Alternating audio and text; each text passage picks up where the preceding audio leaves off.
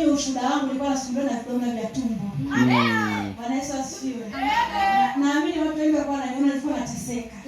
Hata kutembea nilikuwa nashindwa, lakini nikaamua ni mimi mwenyewe nisimame kwa maombi na watumishi wa Mungu. Nilifunga. Yaani kwanza saizi nina mwezi mmoja nakula maharage kila siku. Yaani nitendea muujiza sana. Bwana Yesu asifiwe. Haleluya.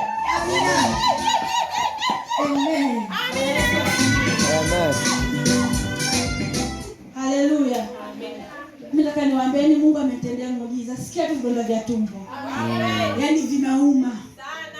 Wewe ukianza kualisha hadi unashangaa unasema hivi kwani kesho nitaamka? Lakini Mungu ni mwema, ametendea muujiza ambao kila nikikaa haleluya, haleluya. Mungu ni mwema. Yesu ametenda. Haleluya. Amen. Haleluya. Hata wewe ambaye una shida yote, mimi nikutia moyo. Hamna ambacho kwa Mungu kinashindikanika. Yes. Hamna hata siku moja. Haleluya. Yes. Yeye madonda alikuwa anauma mpaka unashindwa kula, unashindwa kutembea. Yaani kila kitu unakuwa umechoka. Lakini sasa hivi nikasema hebu nifululize maharage ndani ya siku 4-5. Nikafululiza maharage na kula asubuhi, mchana, jioni, na kula dagaa. Yes, ameshafanya. Ambavyo vinasababisha kila mboga maboga. Mara kwanza nilikula mboga maboga niliugua.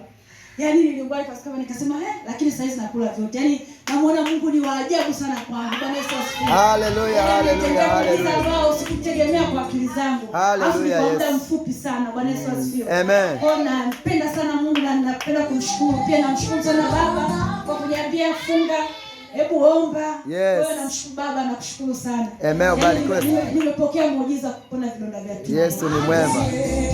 Haleluya. Amen.